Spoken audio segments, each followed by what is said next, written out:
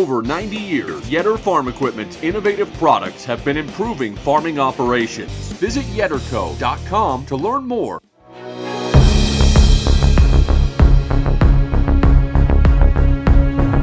It really went pretty good for the most part, other than a few accidents that happened to some customers getting ran into while they were transporting heads down the highway. We had 2 of those that happened exactly a week apart.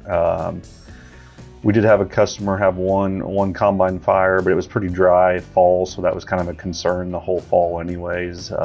Some other little small fires that were put out, but we did have one lose a complete machine, but that's it happens when it's a dry fall a little bit. But overall went pretty smooth. It was a little drug out, kind of like spring was. When spring was so wet, it kind of made the fall drag out a little bit further than normal too. But it seemed like toward the end, everything kind of just come on at once with soybeans and double crop beans and a little bit of corn finishing up. We got a few people still trying to finish up a little bit, but for the most part, everybody's done. So you had that hurricane rain that Ryan was telling us about, kind of threw some people off, I'm sure. Yeah, it wasn't quite expected, and kind of come through and really knocked down some corn that kind of made it frustrating for guys to get through harvest. Nobody likes harvesting down corn. It's not a fun thing to do. So that definitely was something that was another challenge for them to get through fall with, for sure. So.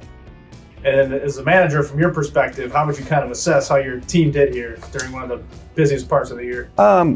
We've got a really, really great team here. It's kind of all hands on deck when harvest is going on. It's not Ryan's customer or my customer, it's our customer. So we treat everybody the same when they're in. If somebody's down and we don't have a part, we're willing to rob a part off a machine to keep them going. So great group with sales guys, parts guys, or service guys. I mean, they're invaluable during harvest to keep customers going, for sure. So they did a great job. We were just with Ray McCormick, one of your customers, and I know he said he actually felt like he could feel a difference this year with the new Sloan thing in terms of just more availability from you guys and more part availability. Did you feel it on your end as well? Yeah. I mean, it's just when you can pull parts inventory from 26 different stores, and we have a route truck that comes in daily that brings parts in from other stores. That's just like having 26 more warehouses out there that we can pull inventory from.